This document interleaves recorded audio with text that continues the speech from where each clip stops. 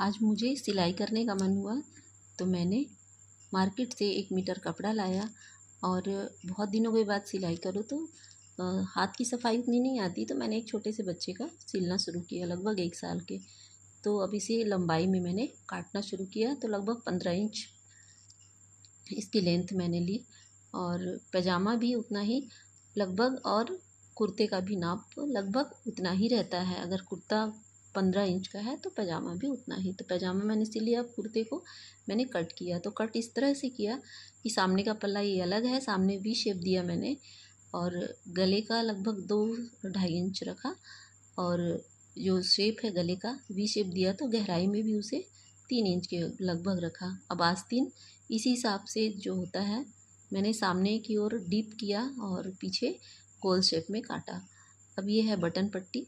Button पट्टी को सीधे सीधे में मैंने लिया है, लगभग 1.5 इंच लिया इसे चौड़ाई में, और दोनों पल्लों को फिर अब सिलना शुरू कर दिया।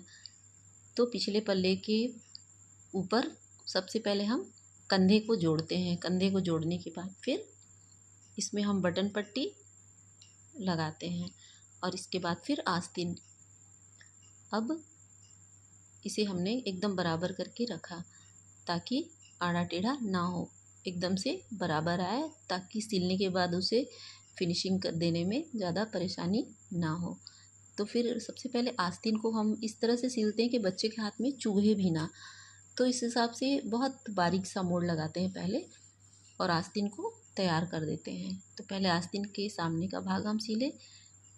अब इसकी बटन को लगाना, देखो आकर्षक बनाने के लिए सुंदर लगता है ना। छोटे बच्चों को हम रंग बिरंगे कपड़े बड़े सुंदरता से पहनाते हैं, तो बटन को मैंने एक बटन के ऊपर इसी कपड़े का जो बचा हुआ कपड़ा था, सुई धागे की सहायता से इसे नया लुक दिया। तो बटन के ऊपर इसे लपेटा, लपेटने के बाद सुई धागे की सहायता से फिर राउंड अप किया मैंने। 2 गठान इसमें लगाया, एक शुरुआत में और एक लपेटने के बाद फिर से इसे फाइनल टच दिया मैंने।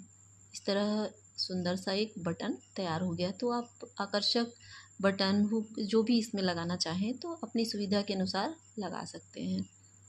अब ये बटन हमारा तैयार हो गया है।